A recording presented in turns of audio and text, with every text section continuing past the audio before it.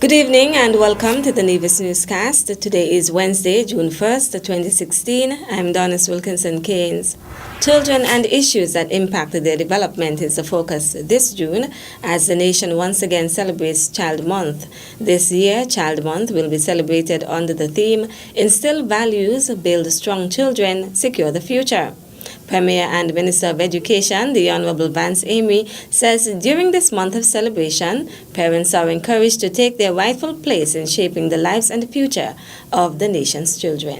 Values provide a powerful way for parents to influence their children and shield them from the adverse forces they may encounter in the outside world. Values such as honesty, integrity, fairness, respect and love should be taught to our children on a daily basis. As parents, our children learn their life lessons from us. Sometimes what we teach them will be conscious and explicit. At other times, they will learn by observing how we behave, the language we use, and the way we respond to a situation, to a person or a group of people. As they mature, our children will understand what our values are, and over time they will develop their own value system so that they could modify their own behaviors. When parents instill values into their children, the Education Minister notes they are effectively making them stronger and securing their future. Our children can gather strength when they are certain of their parents' unconditional love. Such love offers the unwavering security that helps our children to develop the resilience to face life's difficulties with confidence. Our goal as parents and leaders, teachers, should be to raise children who are strong and resilient. We should raise them to be socially and emotionally intelligent, to be able to recover from disappointments and failures, and to forge ahead throughout their lives. We should ensure that we raise our children with the ability to deal with the stresses of academic performance, media messages, peer pressure, and family tension. Keeping this year's theme in mind, even beyond the Child Month, the Premier calls on parents to ensure that their children actively participate in wholesome activities. Teach them to respect themselves and others, regardless of the age of the person, regardless of their race, their gender, their appearance, or behavior. Teach them to submit to those in authority over them. Teach them to respect the property of others. Children ought to learn not to be envious of others and not to think that happiness is determined by material possessions. We have to teach them and reward them for their efforts in demonstration of good moral values like honesty, truthfulness, helpfulness, kindness, and other virtuous displays. Teach them self-control and how to resolve conflicts peacefully, and teach them the beauty and the value of delayed self-gratification. I believe if we instill these good values in our children, we will indeed build strong children and strong futures for them, and they will feel more secure and more assured to face the world around them. Activities for Child Month include services at various churches on Sunday, June 5th, parade and T-shirt day on Nevis on June 10th, a variety concert at the Nevis Cultural Complex on June 16th, a bake sale with a twist on June 17th, parade and T-shirt day on St. Kitts on June 24th, and a staff retreat for early childhood workers on July 1st. Minister of Foreign Affairs, the Honorable Mark Brantley, told the 36th session of the United Nations Economic Commission for Latin America and the Caribbean, ECLAC, that equality will not be achieved for the people of the sub-region unless they are afforded equality of opportunity at the international level. The Foreign Affairs Minister, who led a delegation from St. Kitts and Nevis to last week's 36th session of ECLAC in Mexico, noted the challenge Latin America and the Caribbean will face as they embark on a process of sustainable development goals implementation. I am sure you will agree that the Caribbean has spoken with one clear voice regarding our concern that the continuing inequities in the distribution of power and influence in the international framework for global fiscal and financial cooperation seriously undermine the viability of small economies heavily dependent on the financial services sector.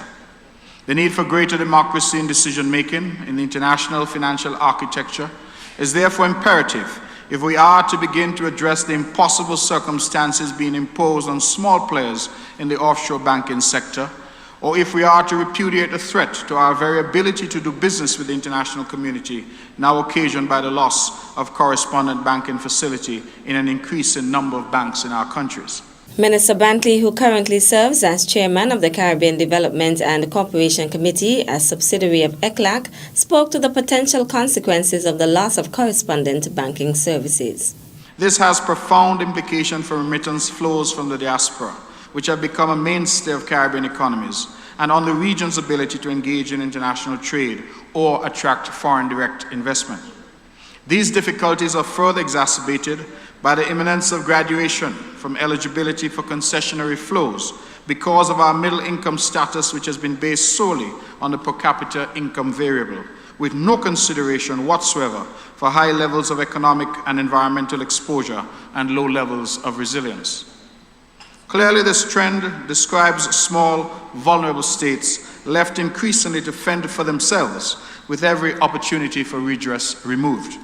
Minister Brantley also cited other sustainable development challenges, including high public debt, the inability of some countries to adjust to trade and market liberalization under the World Trade Organization, lack of competitiveness and poor export performance, the high cost of electricity, the region's heavy reliance on fossil fuels, vulnerability to climate change, and aging of a significant portion of the population. Junior Minister, the Honorable Hazel Brandy Williams, is in Quito, Ecuador, as she has been invited to attend the annual gathering on gender equality organized by the group of women parliamentarians of Pan Americas in collaboration with the National Assembly of Ecuador. This year's event, which will be held from tomorrow, Thursday 2nd to Friday 3rd June, is titled Diversifying Political Power to Build Inclusive Societies. Legislators from the 35-member parliaments across the Americas and the Caribbean will share the initiatives of their parliament towards overcoming long-standing patterns of exclusion and transforming traditional power relations so that diversity becomes a more intrinsically valued characteristic of society. The sessions included in the gatherings program are designed to generate knowledge exchange on how to create opportunities and overcome barriers related to representation of women and minority groups in parliaments, advancing men's participation in gender equality projects, particularly with respect to paternity leave and preventing violence against women, political leadership of indigenous women, and women's labor rights and economic empowerment. Meantime, today, ahead of the gathering, Minister Brandy Williams was invited to attend a training session specifically for legislators from the Caribbean member parliaments. Still to come? If you're a parent and your child is doing something that you find remarkable, come on over and nominate your child. We'll give you the details after this break. It only takes a few minutes for rising water to become a flood. Are you ready? Prepare your family and community. Look for rapidly rising water. Act. Go to safety immediately. For more information, contact the Nevis Disaster Management Department.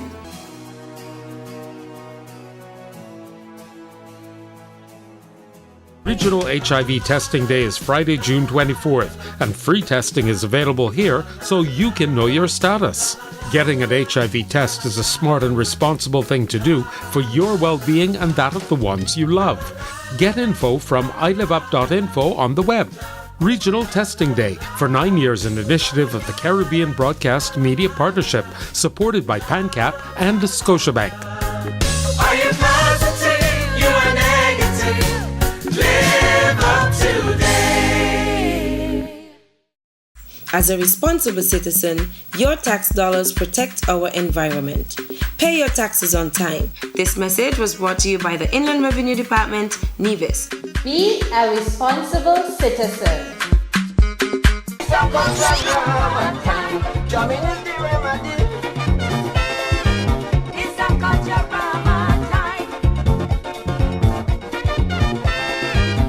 Celebrating the old, showcasing the new. Culturama 42.